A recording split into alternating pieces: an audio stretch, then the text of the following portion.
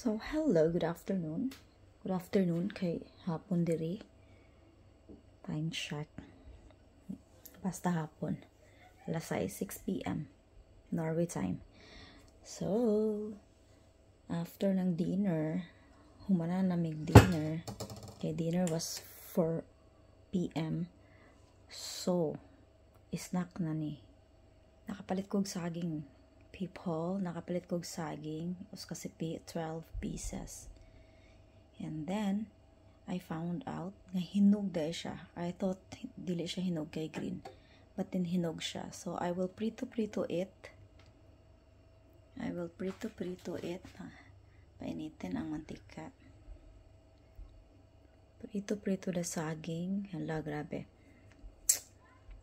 Ang saging sa Norway is very, very expensive. Kay gikan pa ni siya laing nasod. Asa ni siya gikan sa Asia siguro ni gikan kay kuan man ni Sabah.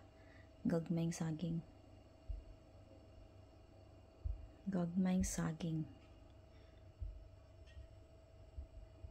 Yes. Gagmayng saging. So,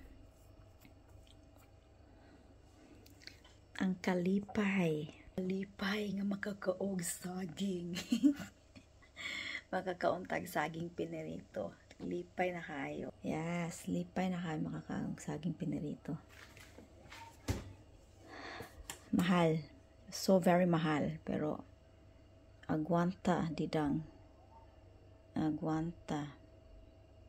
At least makakaon og saging. Dili pa siya init. So, dili pa siya init.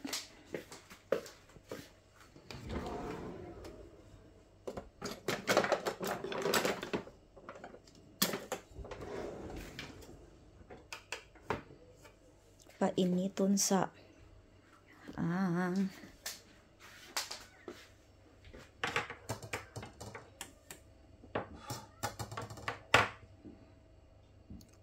so very naklipay kay ko na kakita ko saging sa kuan sa Asian store. Actually duha ra siya kasipi. Duha kasipi sa Asian store. So nakapalit ko us kasipi. Last time the saging was tapurok, you know tapurok.